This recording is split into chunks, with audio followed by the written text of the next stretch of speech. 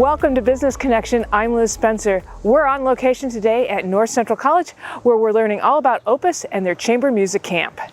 Opus has been bringing chamber music opportunities to youth for a long time. Tell me what is chamber music?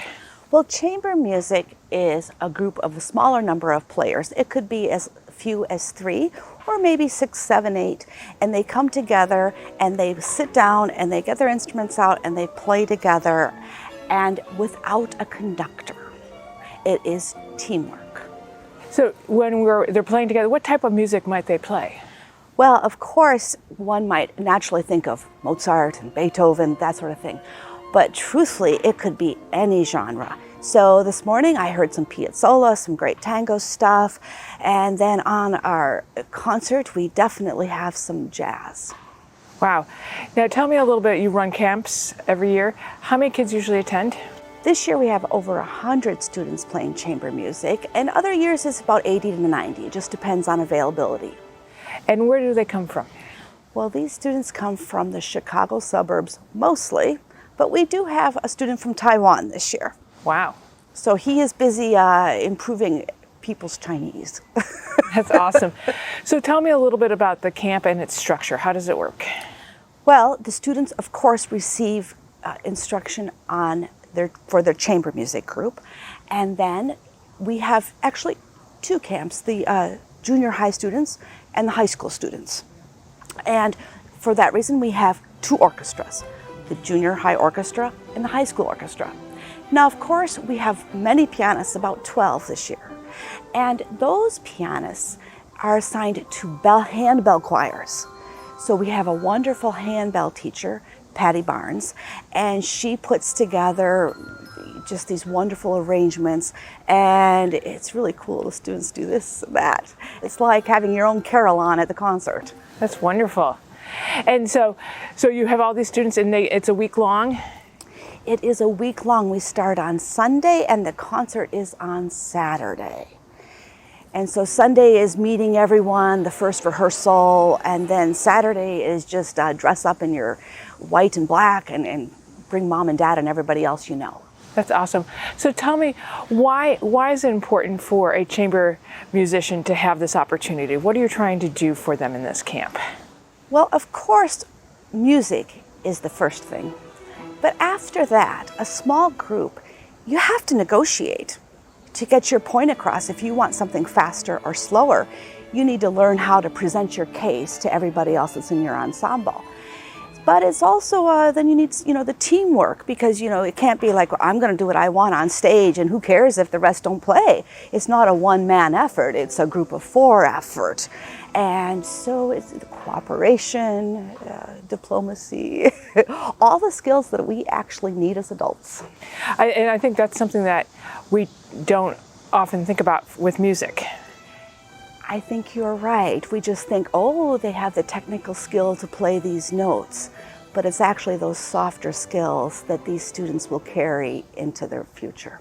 Right. Well, and I think they have the technical skills, but I think we often dismiss them as, they're creative, so they're not going to necessarily be strategic and form a group and be a leader. That's often doesn't go with the creative, and that does not go together. But here with chamber music and music in general, people underestimate that.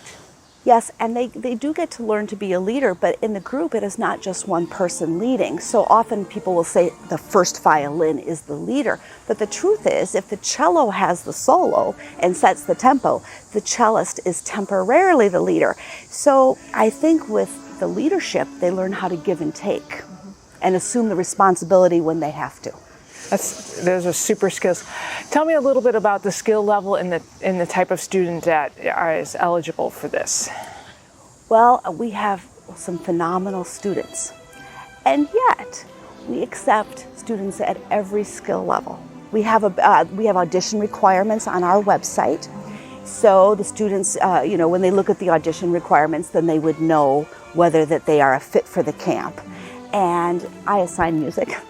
So what I do is I review every video that we receive, and I look at the skills they have, and then I find other students that have registered, and I find music that's appropriate for that group. Now, I've had the opportunity to see some of your musicians work together, and they are a variety of age groups, Yes. Race, gender, all of it. But yet, when they play music, all those concerns seem to drop away. It is true. Once you sit down and join and start playing with, even as say, I could sit down with these students, and the differences of as an adult and students, it would disappear because we would be working on one goal, the music. So it's the same with all other sorts of factors, whatever age, gender, you name it, it all disappears. I think it's wonderful because I think it's neat to see an 8th grader who might be excellent on the piano, but he's sitting next to a cellist who's a senior in high school. You get a little bit of role modeling by that cello. There's a lot of influences that are going on between those age groups that you might not necessarily get otherwise, and I think that's awesome.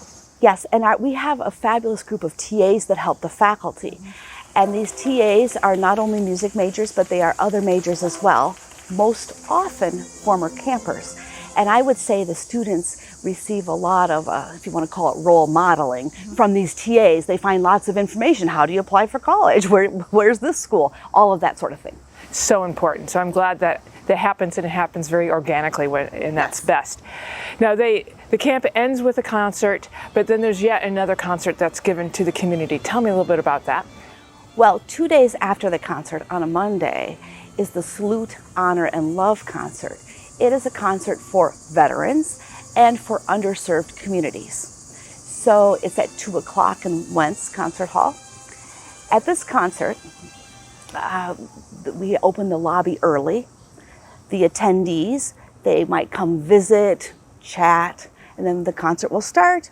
After the concert concludes, they might visit and chat some more. So it's actually a full afternoon for them. Why do you do this? Why is it important for Opus to present this type of concert? It is important for the students to give back to the community. And it is also a concert that creates community, because in our days of now we have all these computers and we can go sit in our own homes and not open the door. That might seem like you are connected, but as we all know, we are actually more connected when we are sitting next to each other and having a face-to-face conversation. So the concert is an opportunity for the community to come together and feel like a community. That's awesome. I think what Opus brings to the student, brings to the community, and brings to chamber music is wonderful. Thank you so much. Well, thank you. You are doing such wonderful work. It's a pleasure to be able to chat with you every year. Thank you.